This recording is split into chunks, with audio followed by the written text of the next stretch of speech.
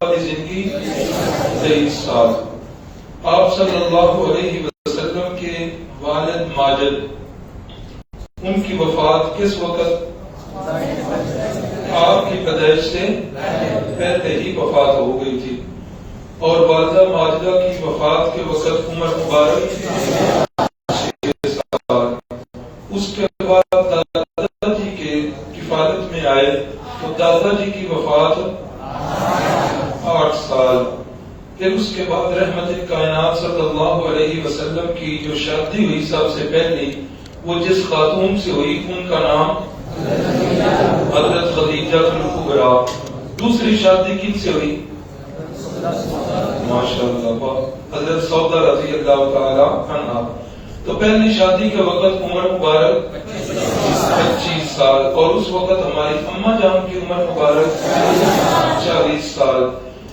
نبوت ملنے سے پہلے بیت اللہ کی تعمیر ہوئی، جس میں آپ نے وہ حجر اسود کی تنصیب کی، تو اس وقت عمر مبارک 35 سال۔ تو جس وقت نبوت ملی تو اس وقت عمر مبارک 40 سال۔ جزاکم اللہ خیرا۔ نبوت کے 13ویں سال تک ہم پہنچ چکے ہیں۔ کل آپ صلی اللہ علیہ وسلم کی ہجرت مبارکہ کی ابتدا وہ آپ نے سن لی کہ 3 دن جو ہے وہ آپ غار ثور کے اندر رہے، اور 3 دن کے بعد اللہ کے حکم سے وہاں سے کوچ فرمایا۔ راستہ کے اندر جو ملاقاتیں ہوئیں، حضرت سراقہ بن مالک رضی اللہ تعالی عنہ، ان سے ملاقات کا کل آپ نے سن لیا، اور اس کے بعد دوسری ملاقات رحمت کائنات صلی اللہ علیہ وسلم چل رہے ہیں سیدنا صدیق اکبر رضی اللہ تعالی عنہ کے غلام، کیا نام تھا؟ جی اونچی آواز سے، عامر بن فہیرہ۔ تو وہ بھی ساتھ ہیں، اور وہ سیدنا صدیق اکبر کے پیچھے بیٹھے ہیں۔ ایک اور بندہ تھا، عبداللہ نام ہے اس کا، اور اس کو رہنمائی کے طور پر ساتھ دیا۔ وہ رستوں سے بخوبی واقف تھا، مسلمان نہیں تھا، لیکن بندہ با اعتماد تھا۔ اب دیکھیں اس پر اعتماد جو کیا، اور وہ کتنا با اعتماد نکلا کہ ایک طرف اعلان ہو چکا ہے کہ 200 اونٹ جو ہیں وہ ملیں گے انعام میں، ہاں، اور وہ بندہ 200 اونٹوں کو ترجیح نہیں دے رہا، وہ آپ کی بات کو اور آپ کے صبر کو انتہائی مخفی رکھے ہوئے۔ اور وہ پھر اس نے یہ طریقہ اختیار کیا کہ عام جہاں سے رستہ ہے اس رستے کو چھوڑ کر ایک غیر معروف رستے کی طرف جو ہے وہ آپ صلی اللہ علیہ وسلم کو لے کر چلے۔ چونکہ رحمت کائنات صلی اللہ علیہ وسلم بہت زیادہ ان کے باہر کے اسفار نہیں تھے، سیدنا صدیق اکبر رضی اللہ تعالی عنہ ان کے تجارت کے سفر ہوتے رہتے تھے، سیدنا صدیق اکبر کو کافی لوگ جانتے تھے۔ تو جس وقت رستے میں کوئی بندہ ملتا، سیدنا صدیق اکبر سے پوچھتا، حال چال پوچھ کے، تو پوچھتے ابو بکر آپ کے ساتھ کون ہیں؟ تو حضرت صدیق اکبر اب اگر سچ بولتے تو راز فاش ہوتا، جھوٹ بولتے تو پھر صدیق نہ رہتے، سمجھے؟ تو حضرت صدیق اکبر ایک جملہ بولتے تھے، رجل یہدینی السبیل، یہ وہ بندہ ہے جو رستے کی میری رہنمائی کر رہا ہے، یہ وہ بندہ ہے جو میری رستے کی طرف، سیدھے رستے کی طرف رہنمائی کر رہا ہے۔ اللہ اکبر۔ اب صدیق اکبر کی مراد کیا ہوتی تھی کہ یہ وہ حضرت ہیں جو میری جنت کے رستے کی طرف رہنمائی کر رہے ہیں۔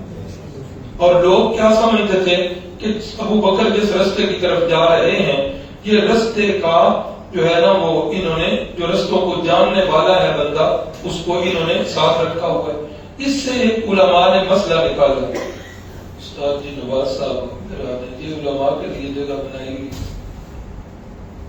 ٹریک لگا کر بیٹھے۔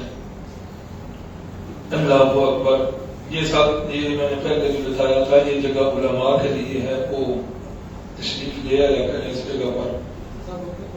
جی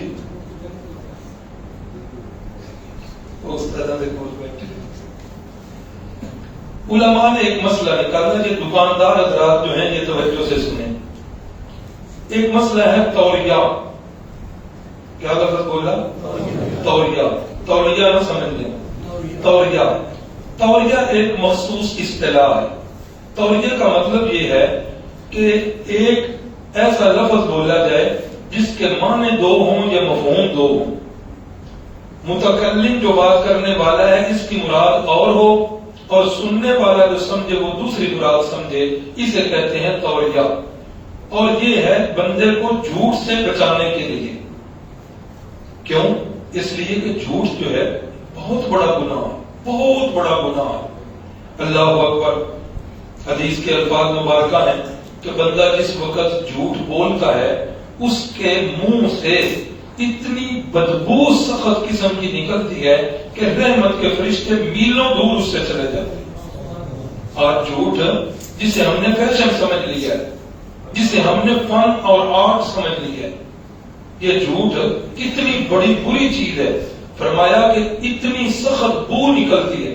اب آپ یہ کہیں گے کہ میں نے فلاں بندے سے جھوٹ سنا, کوئی بو نہیں مجھے تو آئی, تو وہ فرشتے بھی تو ہمیں نظر نہیں نہ آتے.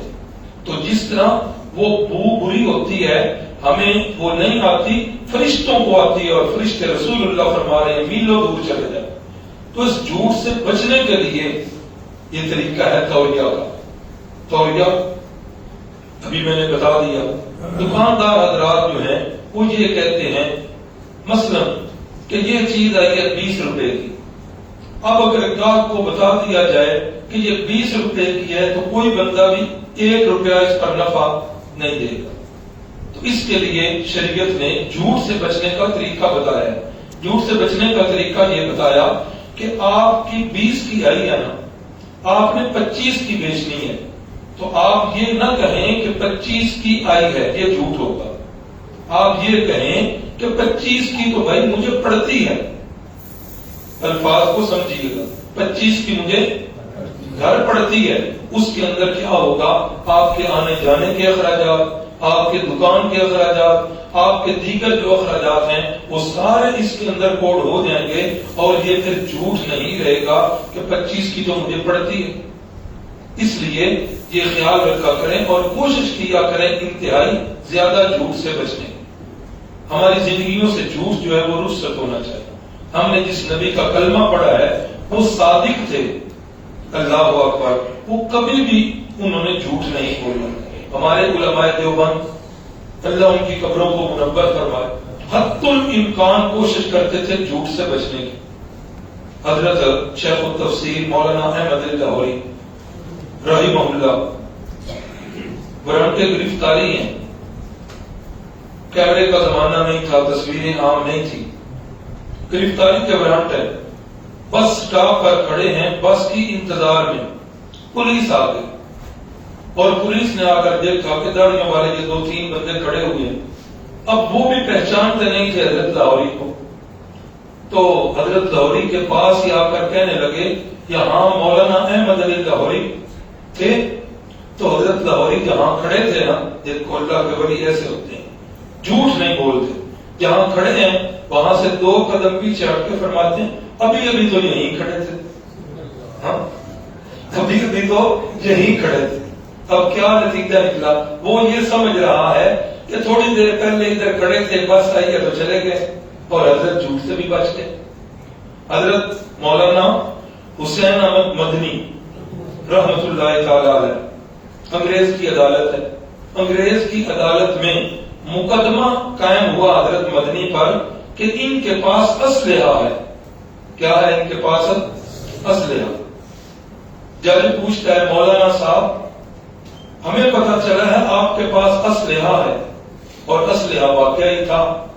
اب اگر اقرار کرتے تو مقدمے کی دفعہ لگ جاتی, انکار کرتے تو جھوٹ بنتا. حضرت کے ہاتھ میں تسبیح تھی, کمرے عدالت کے اندر یوں تسبیح کی, فرمانے لگے بھائی ہم مولویوں کا تو سب سے بڑا اسلحہ یہی ہوتا ہے. تو کوشش کرنی چاہیے جھوٹ سے بچنے کی. کم از کم ہم جو سیرت کورس پڑھ رہے ہیں ہماری زندگیوں سے یہ جھوٹ رخصت ہونا چاہیے. تو حضرت سیدنا صدیق اکبر رضی اللہ تعالیٰ چلتے چلتے دوپہر کا وقت ہو گیا, دھوپ کی تمازت اور شدت جو ہے یہ بڑھ گئی. تو حضرت صدیق اکبر دیکھ رہے ہیں کہ کوئی ایسا درخت نہیں جس کی چھاؤں میں رسول اللہ صلی اللہ علیہ وسلم کو جو ہے وہ آرام کا موقع دیا جائے. پھر حضرت کی ایک چٹان پر نظر پڑی کہ چٹان ایسے ہے اور اس کا سایہ اتنا ہے کہ اس کے سائے میں رسول اللہ صلی اللہ علیہ وسلم آرام کر سکتے. حضرت نے جلدی جلدی اس سفر کے لیے جو ایک سفری بستر بنایا ہوا تھا, جلدی جلدی اس بستر کو بچھایا اور رسول اللہ صلی اللہ علیہ وسلم سے فرمایا کہ یہاں یا رسول اللہ آرام فرمائے. اللہ کے نبی آرام فرمانے لگے اور صدیق اکبر جو ہے چاروں طرف دیکھ رہے ہیں, پہرے داری بھی کر رہے ہیں, چوکی داری بھی کر رہے ہیں. تھوڑی دیر کے بعد دیکھا کہ ایک بھیڑوں کا چرواہا جو ہے وہ اس طرف آ گیا, شاید اس علاقے کا تھا اور وہ بھی ادھر آ رہا تھا آرام کرنے کے لیے. تو حضرت نے اس سے پوچھا کہ آپ سے دودھ مل جائے گا؟ کہنے لگا ہاں مل جائے گا. وہ پرانے وقتوں کی بات ہے, مہمان نواز, عرب آج بھی بڑے مہمان نواز. جو ساتھی عمرے پہ جاتے ہیں, حج پہ جاتے ہیں, وہ دیکھتے ہیں کہ ان کی مہمان نوازی کیسے. کہا جی بالکل مل جائے گا, جتنا میرے پاس ہے وہ میں دیتا ہوں. تو ایک بکری کا دودھ اس نے دھویا اور اس کو جو ہے وہ حضرت صدیق اکبر کو پیش کیا. حضرت سیدنا صدیق اکبر اس دودھ کو لے کر رسول اللہ صلی اللہ علیہ وسلم کے پاس آئے. آپ آرام فرما رہے ہیں, سیدنا صدیق اکبر نے اس دودھ کو اوپر سے ڈھانپ کر رکھ دیا, خود خالی پیٹ ہیں اور رسول اللہ صلی اللہ علیہ وسلم کی ہر چیز کی فکر کیے ہوئے. اللہ اکبر. رحمت کائنات صلی اللہ علیہ وسلم جب اٹھے ہیں تو سیدنا صدیق اکبر نے کچھ پانی ملا کر رسول اللہ صلی اللہ علیہ وسلم کو پیش کیا. آپ نے تناول فرمایا, آپ نے پی لیا. اللہ اکبر. ادھر سے چلتے چلتے آگے جو ہے ام معبد جو بڑی مشہور ملاقات بھی ہے, اس کے خیمے میں پہنچتے ہیں, ان کے گھرانے میں پہنچتے ہیں. ام معبد جو ہے وہ گھر پہ موجود ہے اور ابو معبد جو ہے وہ نہیں ہے. تو یہ جس وقت حضرات پہنچے پوچھا کہ گھر میں کھانے پینے کی کوئی چیز ہے؟ اب یہ ذہن میں ہے نا کہ یہ لمبا سفر تھا. کتنا لمبا؟ 450-500 کلومیٹر کے قریب ہے. تو ام معبد جو ہے کہنے لگی کہ قحط کے دن ہے, آج کل تو کوئی چیز کھانے پینے کی نہیں ہے. اچھا. رسول اللہ صلی اللہ علیہ وسلم کی نظر مبارک پڑی, چھپر کے نیچے ایک بکری ہے. رحمت کائنات نے فرمایا یہ بکری جو ہے دودھ دیتی ہے. فرمانے لگی کہ دودھ دینا تو دور کی بات, یہ بکری تو اتنی کمزور ہے کہ یہ ریوڑ کے ساتھ جا بھی نہیں سکتی, اس لیے یہ گھر ہے. فرمایا اچھا اگر تمہاری اجازت ہو تو اس کا دودھ جو ہے وہ دھو لیں. کہا جی میری اجازت, دودھ ہے نہیں, دھونا کیا ہے. تو رحمت کائنات صلی اللہ علیہ وسلم نے اللہ کا نام لے کر بکری کے اوپر ہاتھ پھیرا اور بکری کے تھنوں کو ہاتھ لگایا تو بکری نے اپنی پچھلی ٹانگیں جو ہے وہ وسیع کر دی اور اس کے تھن جو ہے وہ دودھ سے بھرے. اللہ اکبر. ہمارے عبدالحمید کوکب صاحب بچپن میں جب ہم انہیں سنا کرتے تھے تو وہ ایک نعت پڑھا کرتے تھے جس میں یہی تھے مثل جس بکری تے ہاتھ پھیر دے وہ دودھلی جہان تو ڈھیر دے. اللہ اکبر. تو رحمت کائنات نے فرمایا کہ وہ برتن جو ہے وہ لے آئے, وہ برتن لے آئے, دودھ اس کے اندر دھویا, اتنا دودھ کہ وہ سارا برتن بھر گیا. رحمت کائنات صلی اللہ علیہ وسلم نے پہلے سب سے ام معبد کو پیش کیا کہ کتنے دنوں سے بیچاری بھوکی ہوگی, قحط کا زمانہ بتا رہی ہے.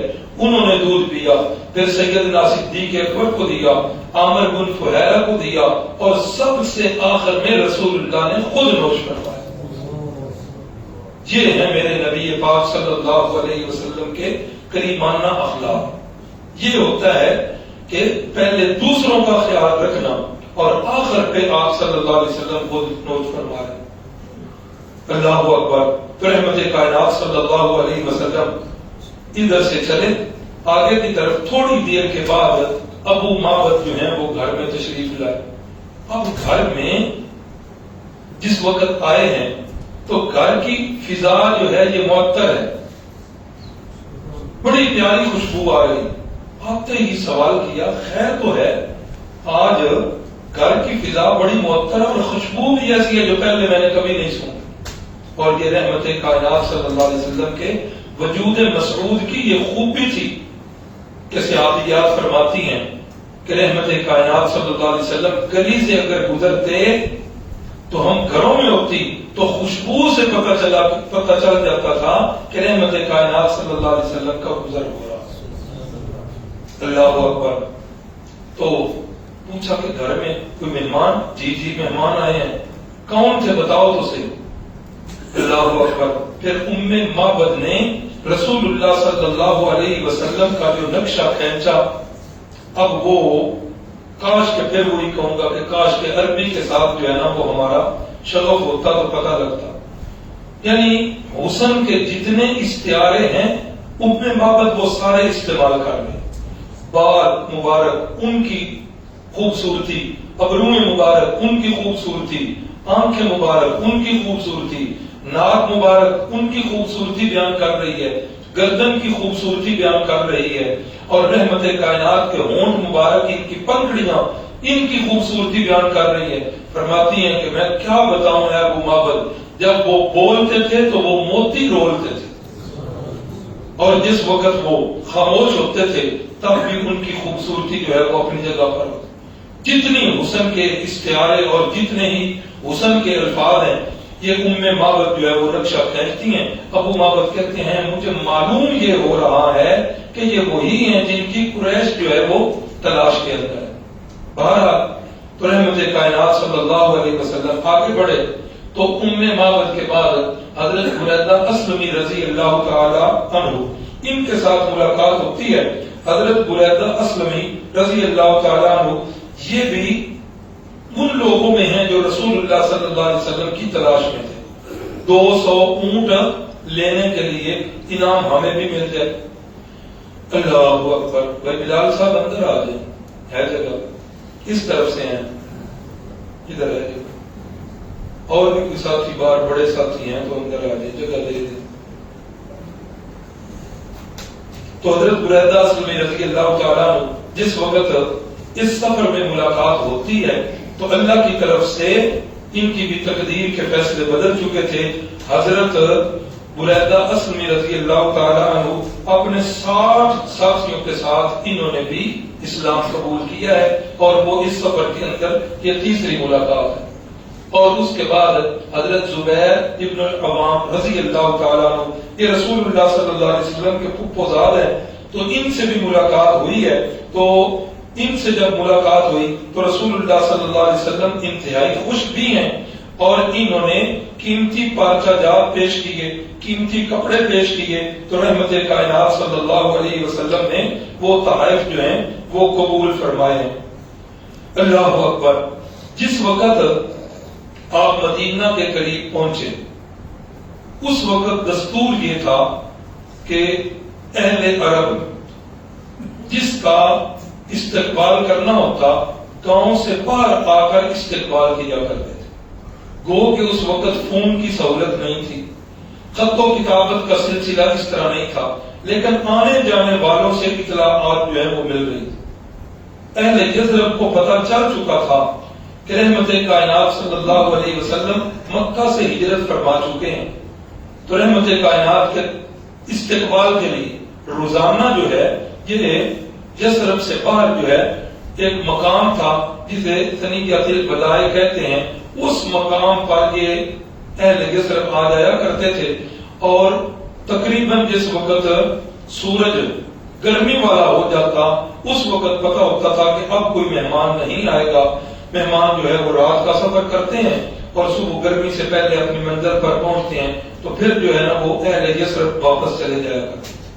تو ایک دن ایسا ہی ہوا کہ رحمت کائنات صلی اللہ علیہ وسلم کا انتظار کر کر کے جس وقت وہ واپس چلے گئے تو اتنے میں ایک یہودی جو ہے کسی کام کی غرض سے ادھر آیا، تو اس نے رسول اللہ صلی اللہ علیہ وسلم کی اس قافلے کو دیکھ لیا. اس نے اونچی آواز لگائی، اس نے کہا کہ یثرب والو جن کی تمہیں انتظار تھی وہ آ رہے. بس یہ آواز سننی تھی کہ سارے کا سارا یثرب اور مدینہ جو ہے وہ سارے کا سارا نکلا. بعض لوگ کہتے ہیں کہ یثرب کا لفظ نہیں بولنا چاہیے. یثرب قرآن مجید کے اندر بھی سورت احزاب کے اندر یہ لفظ آیا ہے یا اہل یثرب لا مقام لکم فارجعوا، یعنی پہلے سے جو حالات بیان ہو رہے ہوں ان کے اندر یہ لفظ بول لیا جائے تو کوئی حرج نہیں ہے، لیکن پھر بعد میں جب آپ کا ورود مسعود ہو گیا تھا تو پھر اس کا نام مدینہ طیبہ ہی پڑ گیا، اور مدینہ تقریباً 60-70 نام لکھے ہوئے علماء نے مدینہ طیبہ کہ اتنے نام جو ہیں اس شہر کے ہیں۔ اللہ اکبر۔ تو رحمت کائنات صلی اللہ علیہ وسلم تشریف لائے اور یثرب والوں نے پھر شایان شان استقبال کیا۔ مدینہ سے اب تو وہ سارا ساتھ ہی مل گیا ہے، مسجد نبوی سے تقریباً 5 کلومیٹر کے فاصلے پر ایک اس وقت بستی ہوتی تھی جس کا نام تھا قبا۔ اب تو جو ساتھی نئے وہاں سے ہو کر آئے ہیں، اب تو مسجد نبوی سے قبا تک پورے کا پورا ایک بازار بن چکا ہے، بڑا بارونق بازار ہے، درمیان میں وہ بینچ بنے ہوئے ہیں اور ساری کی ساری دکانیں ہیں، کھانے پینے والی بھی، دوسری خرید و فروخت والی بھی، اور آرام کے لیے بینچ بھی ادھر پڑے ہوئے ہیں۔ اب تو وہ آخر تک جو ہے نا وہ ساری بڑی مشہور مارکیٹ بن گئی۔ تو اس وقت یہ مدینہ کی آبادی سے باہر تھا یہ مقام، کیا نام میں نے بتایا؟ قبا۔ تو یہاں رحمت کائنات صلی اللہ علیہ وسلم جو پہنچے، کلثوم بن حزم کے گھر میں آپ رہے، اور یہ دن ہے سوموار کا جس دن آپ صلی اللہ علیہ وسلم پہنچے ہیں۔ یہ پہلے بات کئی دفعہ ہو چکی کہ سوموار کے دن کو رسول اللہ صلی اللہ علیہ وسلم کے ساتھ خاص نسبت ہے۔ تو جس وقت یہاں پہنچے، یہ کلثوم جو ہے نا یہ عورت کا نام نہیں ہے، یہ کلثوم جو ہے مرد کا نام ہے۔ تو اس کے گھر میں 3-4 دن ٹھہرے، تو سوموار، منگل، بدھ، جمعرات 4 دن رحمت کائنات صلی اللہ علیہ وسلم ادھر قباء میں ٹھہرے، اور اپنے قیام کے دوران ہی یہاں ایک مسجد کا سنگ بنیاد رکھا، اور اس مسجد کے سنگ بنیاد میں سب سے پہلی اینٹ جو ہے رسول اللہ صلی اللہ علیہ وسلم نے رکھی، دوسری اینٹ جو ہے وہ حضرت صدیق اکبر نے، تیسری اینٹ حضرت فاروق اعظم نے، اور اسی طرح دیگر صحابہ کرام نے اینٹیں رکھ کر اس مسجد کی ابتدا کی۔ اور یہ مسجد جو ہے قباء مسجد کے نام سے آج بھی مشہور و معروف ہے۔ رحمت کائنات صلی اللہ علیہ وسلم نے اس کے فضائل بھی بیان کیے ہیں، اور آپ صلی اللہ علیہ وسلم نے فرمایا ہے کہ جو بندہ یہاں آ کر 2 نفل ادا کرے گا، فرمایا کہ اس کو ایک عمرہ کے برابر جو ہے وہ ثواب ملے، اتنی خصوصیت ہے۔ اور رحمت کائنات صلی اللہ علیہ وسلم اکثر جو ہے ہفتے والے دن یہاں آپ صلی اللہ علیہ وسلم تشریف لایا کرتے تھے، اور یہاں آ کر آپ 2 نوافل پڑھا کرتے تھے۔ ابھی جو میں نے ابتدا میں آیت کریمہ پڑھی ہے وہ اسی مسجد سے ہی متعلق ہے۔ فرمایا لمسجد اسس علی التقوی من اول یوم احق ان تقوم فیہ، فرمایا وہ مسجد جس کی پہلے دن سے بنیاد ہی تقوی پر رکھی گئی تھی۔ اے میرے محبوب، یہ مسجد جو ہے یہ زیادہ حقدار ہے کہ آپ جو ہے یہاں جایا کریں۔ فیہ رجال یحبون ان یتطہروا، اس مسجد کے اندر ایسے لوگ رہتے ہیں جو پاکیزگی کو بہت زیادہ پسند کرتے ہیں۔ واللہ یحب المطہرین، اور اللہ پاک رہنے والوں کو بڑا پسند کرتا ہے۔ جب یہ آیت مبارکہ نازل ہوئی تو رحمت کائنات نے پوچھا قباء والوں سے کہ یار اللہ کریم تمہاری بڑی تعریفیں کر رہا ہے، تمہاری پاکیزگی کی وہ خاص چیز ہے کہ جو تمہاری پاکیزگی کی تعریفیں اللہ فرما رہے ہیں؟ تو قباء والوں نے بتایا کہ ہم یہ کرتے ہیں کہ پیشاب سے فارغ ہو کر پہلے ہم ڈھیلے سے استنجا کرتے ہیں، اور اس کے بعد ہم پانی استعمال کرتے ہیں۔ یعنی کیا؟ صفائی کے لیے 2 کام ہم کر رہے ہیں۔ آج بھی یہ کام ہو سکتا ہے، ٹیشو اس کا متبادل ہے، یعنی مقصد کہ کوئی جو ہے نا شائبہ نہ رہے گندگی کا جسم کے اوپر باقی ہے۔ تو یہ چیز اللہ کے ہاں بڑی محبوب اور اللہ کے ہاں بڑی ہی پسند ہے، اور یہ چیز پسند رکھنی چاہیے۔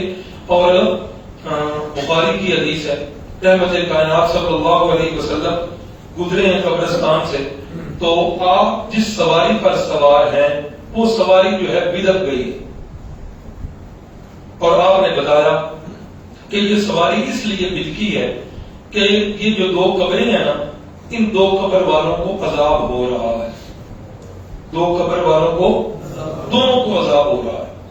اور آگے فرمایا کہ ان کو جو عذاب ہو رہا ہے نا، یہ کوئی بہت بڑے گناہوں کی وجہ سے نہیں ہو رہا کہ کفر یا شرک کی وجہ سے عذاب نہیں، فرمایا ایک کو عذاب جو ہو رہا ہے وہ غیبت اور چغلی کی وجہ سے ہو رہا ہے، جو آج ہمارا بھی بڑا پسندیدہ مشغلہ ہے۔ اور فرمایا کہ دوسرا بندہ اس کو عذاب اس وجہ سے ہو رہا ہے کہ یہ جو ہے پیشاب کے چھینٹوں سے نہیں بچتا تھا، پیشاب کے چھینٹوں سے نہیں بچتا تھا، اب پیشاب کے چھینٹوں سے نہ بچنا یہ عذاب قبر کا باعث۔ اس لیے قضاء حاجت کے لیے جب بھی جائیں بڑا اہتمام کریں، کوشش کریں۔ بعض اوقات یوں ہوتا ہے کہ بندہ جو ہے پیشاب کرتا ہے تو کپڑوں کے اوپر چھینٹے بریک پڑ جاتے ہیں اور بندے کو احساس بھی نہیں ہوتا۔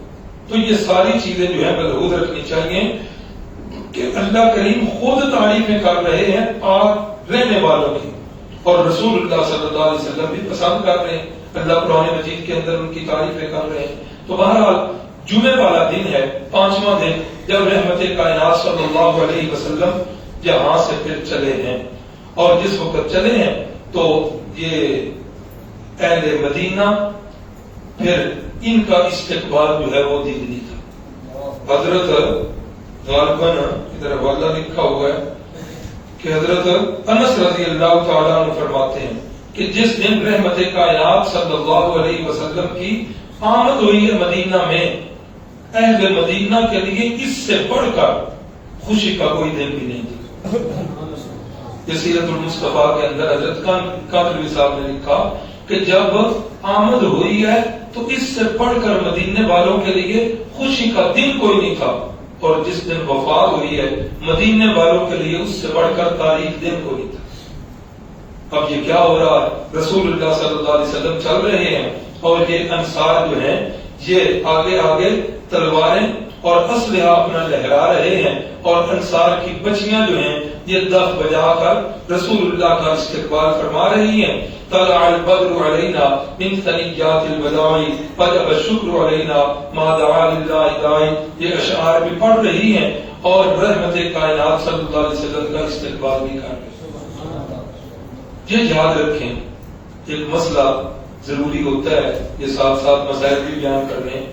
یہ انصار کی بچیاں ہیں جو دف بجا رہی ہیں، اور ابھی مدنی زندگی شروع ہو رہی ہے۔ مکی زندگی کے اندر تو شریعت کے احکام آئے نہیں۔ 13 سال آپ صلی اللہ علیہ وسلم نے کس مسئلے پر محنت کی ہے؟ مسئلہ توحید پر، عقیدے کی مضبوطی پر 13 سال۔ نماز جو ہے یہ مکی زندگی کے بالکل آخر میں فرض ہو گئی، زکوٰۃ جو ہے وہ مدینے میں، روزہ مدینے میں، حج مدینے میں، جہاد مدینے میں، عورتوں کے حقوق مدینے میں، پردے کے احکام مدینے، یہ سارے احکام اسلام مدینے میں ہو رہے ہیں۔ اور مکی زندگی کے اندر تو عقائد کی پختگی اور خصوصاً عقیدہ توحید کی پختگی ہوئی ہے۔ اب اسی کو بنیاد بنا کر لوگ جو ہے وہ سمجھتے ہیں کہ یہ جو بینڈ بازے ہیں یہ جائز ہیں، جی رسول اللہ کا استقبال انصار کی بچیوں نے کیا تھا۔ پہلی بات تو یہ ہے کہ ابھی تو احکام اسلام آئے ہی نہیں، دوسری بات کہ وہ چھوٹی چھوٹی نابالغ سی بچیاں ہیں، اور تیسری بات علماء نے لکھا کہ ایک مباح چیز، مباح پتہ کسے کہتے ہیں؟ جس کے کرنے یا چھوڑنے پر نہ گناہ ہو نہ ثواب ہو۔ کچھ چیزیں ہیں نا کرنے والی، فرض کرنے والا، واجب کرنے والی چیز، سنت کرنے والی چیز، مستحب کرنے والی چیز، اور کچھ چیزیں ہیں جو چھوڑنے والی ہیں، مثلا حرام ہے، مکروہ ہے، یہ ساری چھوڑنے والی ہیں۔ ایک چیز ان کے درمیان میں ہے، مباح، جس کے کرنے یا چھوڑنے پر نہ گناہ ہو نہ ثواب ہو۔ مثال یہ اسی طرح کے کپڑے پہننے اس رنگ کے، یہ کیا ہے؟ یہ مباح ہے۔ یہ ٹوپی اسی طرح کی پہننی، یہ کیا ہے؟ یہ مباح۔ تو علماء نے لکھا اگر کوئی مباح چیز ہو جو بعد کے اندر فاسق اور فاجر اور برے لوگوں کا وہ پہچان بن جائے، شعار بن جائے، تو اس مباح کام کو چھوڑنا لازم ہو جاتا ہے۔ ہاں تو آج کل یہ باجے گاجے جو ہیں، ایک وقت تو تھا کہ جو اس طرح کے لوگ ہوتے تھے ہم انہیں کیا کہتے تھے؟ کنجر، میراثی، ڈوم، یہی کہتے تھے نا۔ میرے سے جو چھوٹی عمر کے ہم پوچھ لیں اپنے والدین سے کہ ان لوگوں کو ہم کیا کہتے تھے؟ والد صاحب بتایا کرتے تھے، فرماتے تھے کہ جب ہمارے بچپن میں ہمارے گاؤں میں سب سے پہلا ریڈیو جس گھر میں آیا تو ہم اس گلی سے نہیں گزرتے تھے کہ یہ کنجروں کا گھر ہے۔ آج دنیا کتنی بدل گئی، آج تو یہ چیزیں آرٹ بن گئی، فن بن گئے، اور اب تو ایک اور قدم آ گیا، اب تو یہ تماشا بن گیا ہے کہ نعت رسول جو ہے یہ بھی ایک فن بن گیا، اور اس کے اندر یہ دف بجانے جو ہے لوگوں نے اس کو بھی سمجھ لی، اور فخر سے لکھا جاتا ہے کہ وہ فلاں حضرت صاحب آئیں گے ہم نوا، اور ساتھ لکھا ہوا ہے کہ دف کے ساتھ۔ آپ بھی نیٹ پر دیکھتے ہیں آج کل، اللہ اکبر کیا کہیں، المیہ ہے ہماری قوم کا، آج کل نوجوان لڑکیاں بناؤ سنگار کر کے وہ جو ہے اس کے اوپر ویڈیو آئی ہوئی ہیں فیس بک پر، آپ بھی دیکھتے ہیں، وہ بھی دف کے ساتھ جو ہے وہ نعتیں پڑھ رہی ہیں۔ تو جب ان سے پوچھا جائے تو کہتے ہیں کہ سارے مدینہ کی بچیوں نے یہ کام کیا۔ تو یہ سب شیطانی کام ہیں، ان کاموں پر لعنت برستی ہے، اور ایسی نعت خان لڑکیاں جو پھر بناؤ سنگار کریں اور پھر ویڈیو بنائیں اور اپلوڈ کریں، ایسے بندے جو دیکھنے والے ہیں وہ بھی گناہ گار ہیں، اور جنہوں نے یہ کام کیا ہوا ہے وہ تو خیر ہیں ہی لعنت کی مستحق۔ اللہ تعالیٰ ہم سب کو گناہوں سے محفوظ فرمائے۔ تو رحمت کائنات صلی اللہ علیہ وسلم چل رہے ہیں، اور آگے آگے جو ہے وہ تلوار لہرا کر رسول اللہ کا استقبال کرتے ہوئے پورے مدینے کی آبادی جو ہے وہ امڑ آتی رحمت کائنات کے استقبال۔ اللہ اکبر۔ اب اگلا کیا کام ہے کہ ہر مدینے والے کی خواہش ہے کہ ہمارے گھر بھی ہو جائے چراغاں یا رسول اللہ، ہاں کہ یہ جو ہے نا شرف مجھے مل جائے، میرے گھر کے اندر رسول اللہ صلی اللہ علیہ وسلم تشریف لائیں، میں آپ کا میزبان بنوں۔ اور رسول اللہ صلی اللہ علیہ وسلم بھی اس بات کو بخوبی جانتے تھے کہ آج ہر بندے کے دل کے اندر ہے، اب میں نے تو ایک بندے کے ہاں ہی رہنا ہے، باقیوں کا دل ٹوٹ نہ جائے۔ اللہ نے آپ کے دل مبارک کے اندر القاء کر دیا، آپ صلی اللہ علیہ وسلم نے اپنی اس اونٹنی کی رسی جو ہے اس کو چھوڑ دیا۔ بعض صحابہ کرام نے آگے بڑھ کر پکڑنا چاہا، فرمایا دعوها فإنها مأمونة، فرمایا اس کی رسی کو چھوڑ دو، یہ من جانب اللہ چلے گی، جہاں یہ بیٹھے گی وہیں ہمارا مقام ہو۔ اللہ اکبر۔ تو رحمت کائنات کے دل مبارک کے اندر یہ بات تھی کہ میرا قیام جو ہے میرے ننیال کے اندر، کہاں پر ہو؟ میری ننیالی فیملی، نام کیا ہے میرا قیام ہو۔ تو رحمت کائنات صلی اللہ علیہ وسلم جب اس محلے کے اندر آئے، بنو نجار کا محلہ ہے، تو اس محلے میں جب تشریف لائے تو اونٹنی جو ہے وہ بیٹھ جاتی ہے ایک مقام پر، آپ صلی اللہ علیہ وسلم بیٹھے، پھر اونٹنی اٹھتی ہے دوبارہ، پھر تھوڑا سا آگے جا کر واپس آتی ہے اور اپنی گردن جو زمین کے ساتھ لگا دیتی ہے، اشارہ کر رہی ہے کہ یہی میری منزل ہے اور یہی میرا مقام ہے۔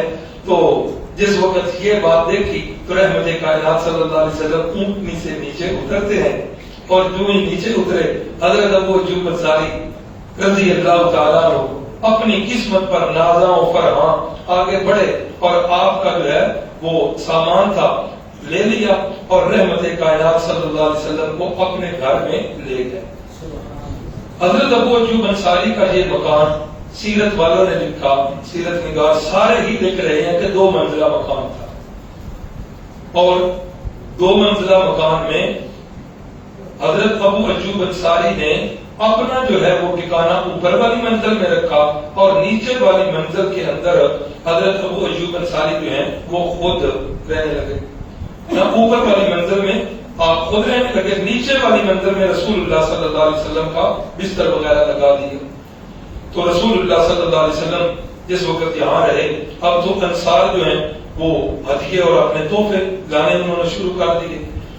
اللہ اکبر۔ ہر روز جو ہیں وہ ہدایا اور تحفے آتے تھے، لیکن اس کے باوجود حضرت ابو ایوب انصاری رضی اللہ تعالیٰ عنہ کی روزانہ کھانے کا اہتمام فرماتے، کھانا جا کر رکھتے، رسول اللہ صلی اللہ علیہ وسلم اس کھانے کو تناول فرماتے۔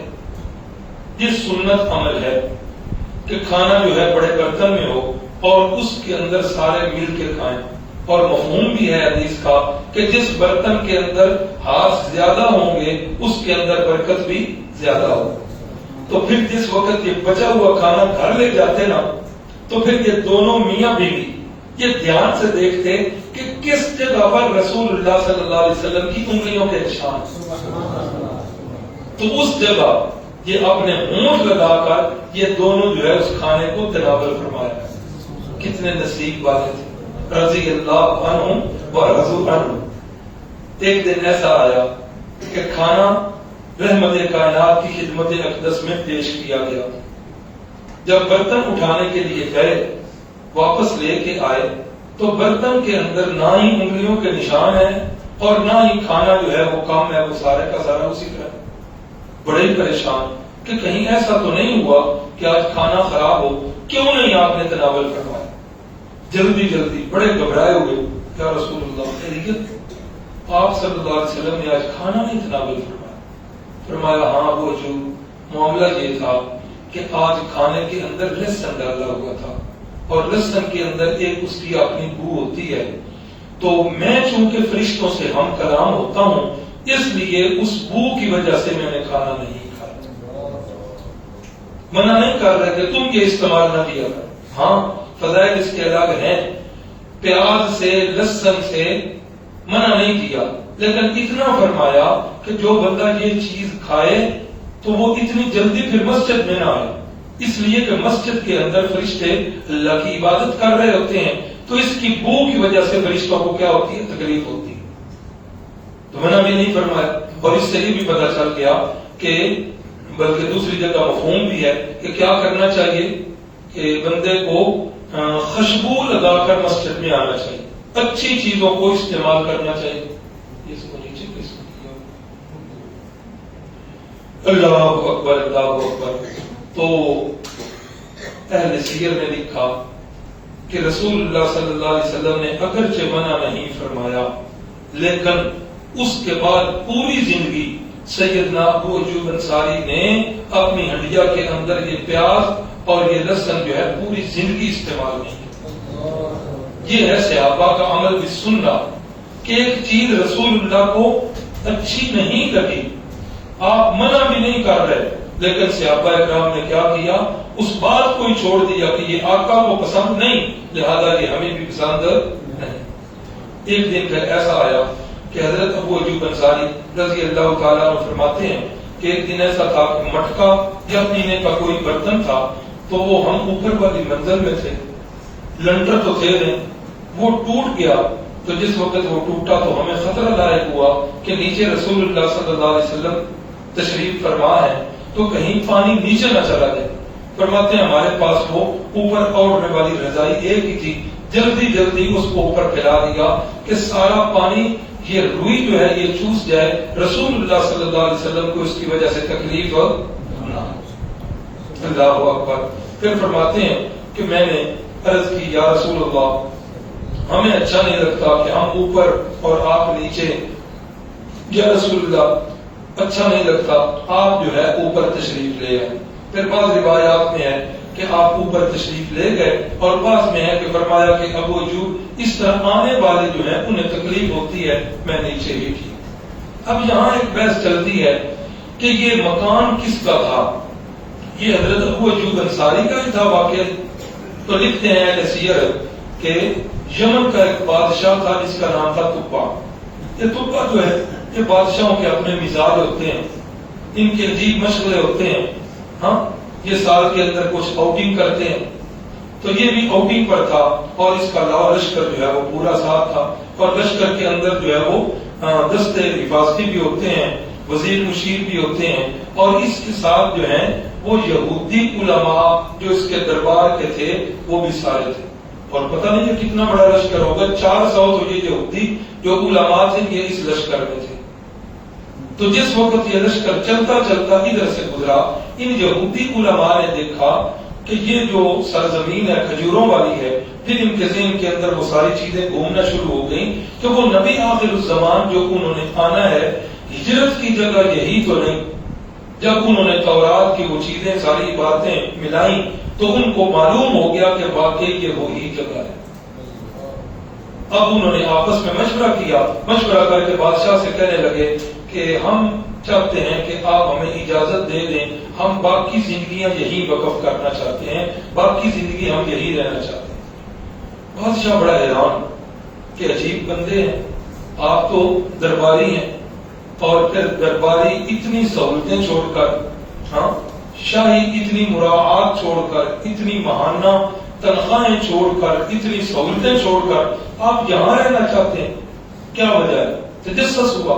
انہوں نے کہا وجہ یہ ہے کہ نبی آخر الزمان جن کی نشانیاں ہم نے تورات و انجیل میں پڑھی ہوئی ہیں، وہ نشانیاں جو اس سرزمین پر فٹ آ رہی ہیں کہ ان کی ہجرت گاہ جو ہے وہ یہاں موجود ہے، اسی جگہ پر ہجرت کر کے آئیں گے۔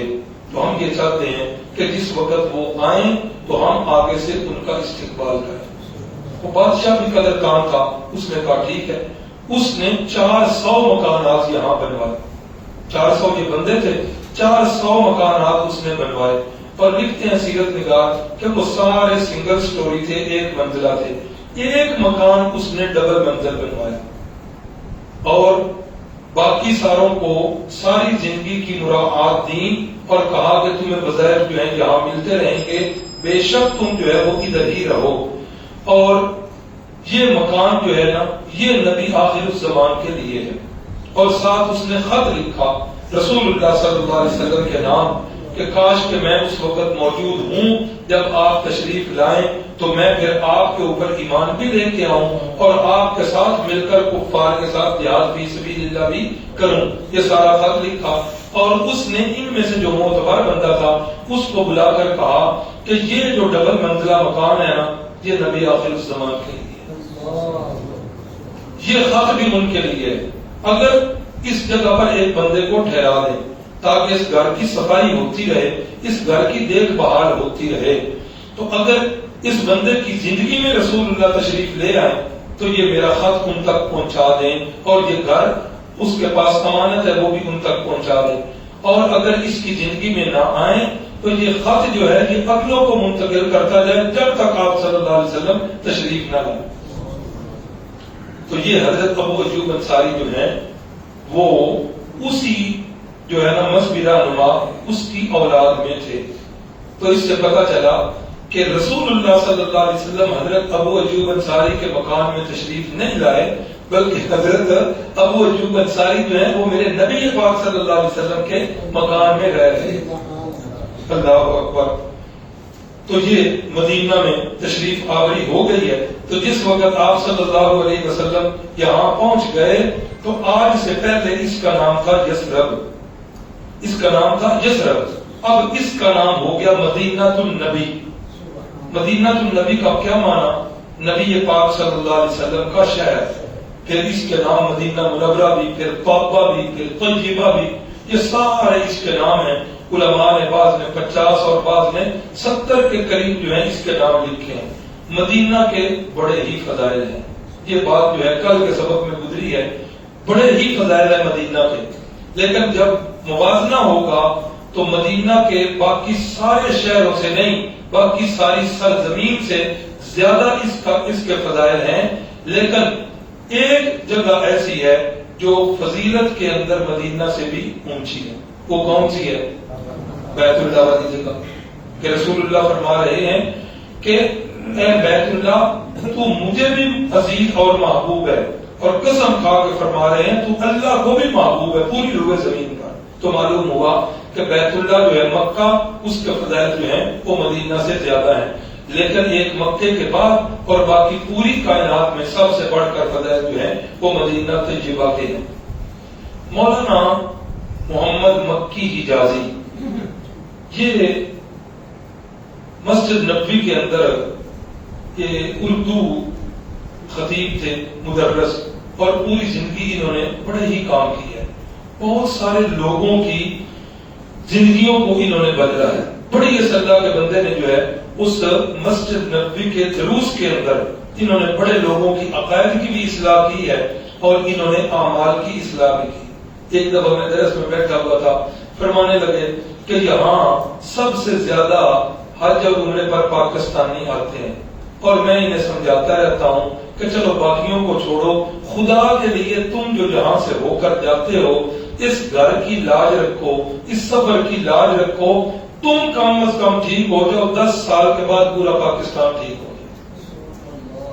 فرمانے لگے لیکن ہوتا کیا ہے، یہ ساتھی جو ہیں ذہن میں شیطان ڈال دیتا ہے پچھلے دماغ ہو گیا نہیں تو ہم چھریاں تیز کر لے پھر اگے نہ تگڑا ہو. ہاں فرماتے ہیں ایسا نہ کیا کرے. مولانا مکی حجازی فرماتے ہیں یہ ادھر رحیم یار خان کے تھے, ان کے والد جو ہے ادھر گئے تھے تو پھر یہ ادھر ہی ان کو جو ہے مل گئی نیشنلٹی تو ادھر ہی رہ گئے.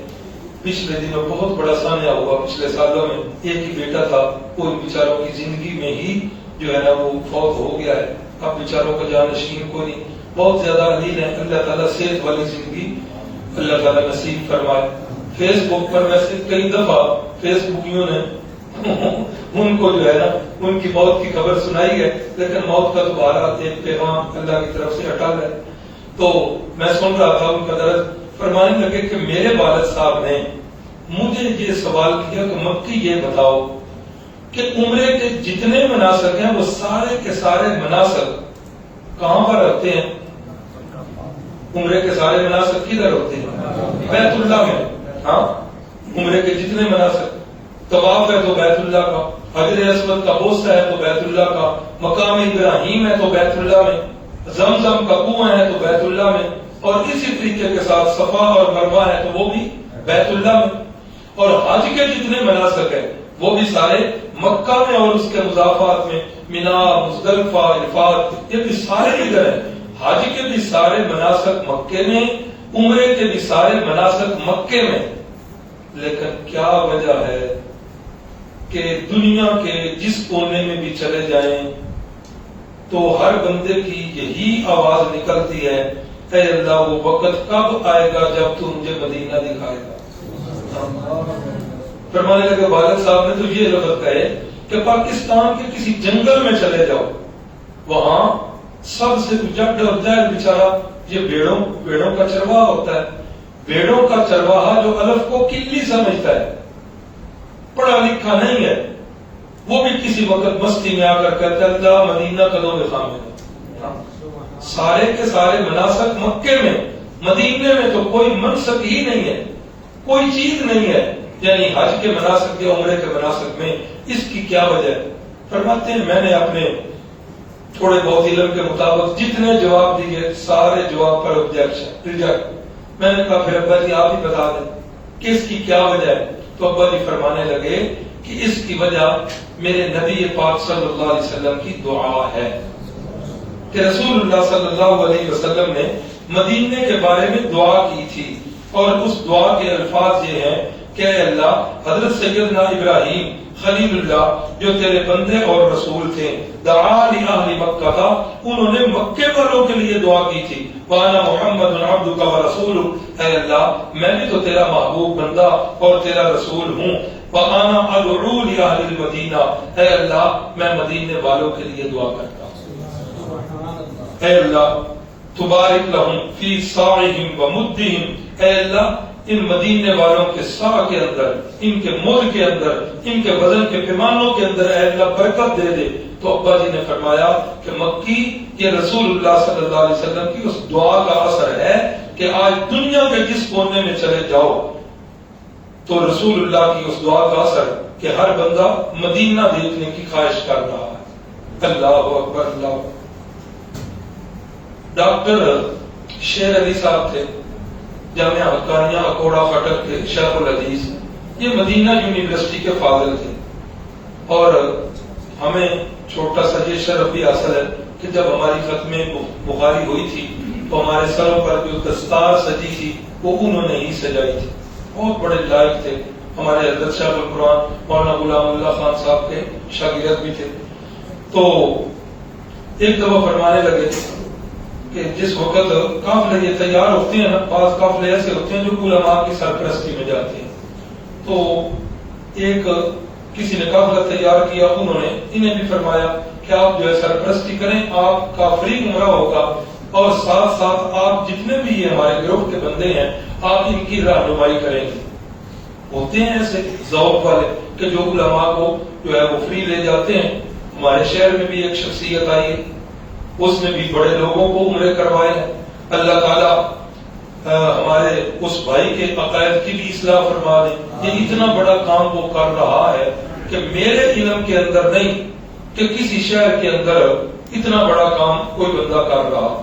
یہ اس سے اللہ کام لے رہا، اللہ کے لاہور، اسلام آباد، بڑے بڑے اس سے زیادہ شہر سرمایہ دار ہو، لیکن یہ بھی اللہ کی توفیق ہی ہوتی ہے کہ نیکی کی طرف پیسہ لگنا، یہ بھی اللہ کی توفیق سے ہوتا ہے۔